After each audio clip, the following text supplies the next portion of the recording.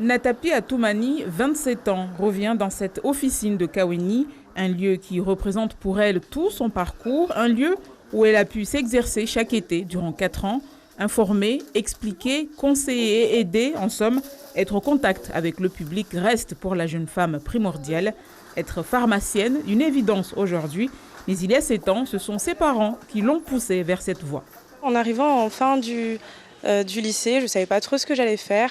J'ai fait la première année commune aux études de santé sur les conseils de mes parents et par les différents cours qui étaient proposés, la pharmacie m'est apparue comme une évidence.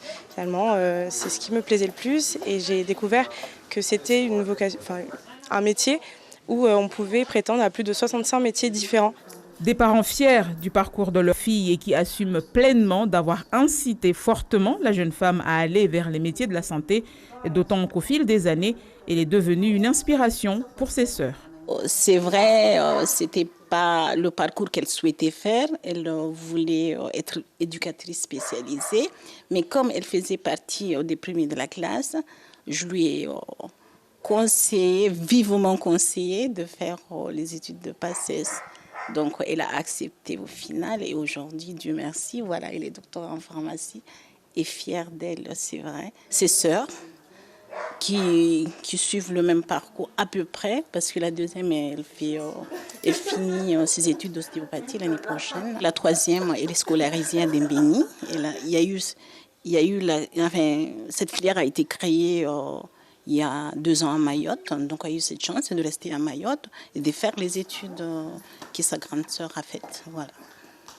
Comme presque tous les étudiants mahorais, Natapi a connu une première année d'études difficile à Bordeaux.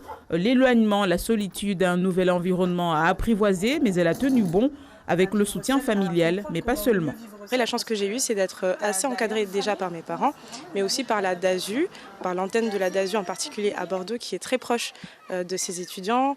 Donc c'est un accompagnement qui a beaucoup compté pour la suite de mes études et aujourd'hui j'en suis très reconnaissante. En plus de ses études en pharmacie, Natapi s'est également lancée dans un double cursus en économie de santé à l'université Paris-Dauphiné, une spécialisation qui lui tient particulièrement à cœur au regard des problématiques d'accès aux soins à Mayotte. Je suis très touchée par toutes les problématiques d'accès aux soins. L'un des problèmes principaux de l'accès aux soins, c'est le financement. Et par exemple, à Mayotte, il y a beaucoup de personnes qui n'ont pas forcément accès aux soins. On parle de désert médical aujourd'hui.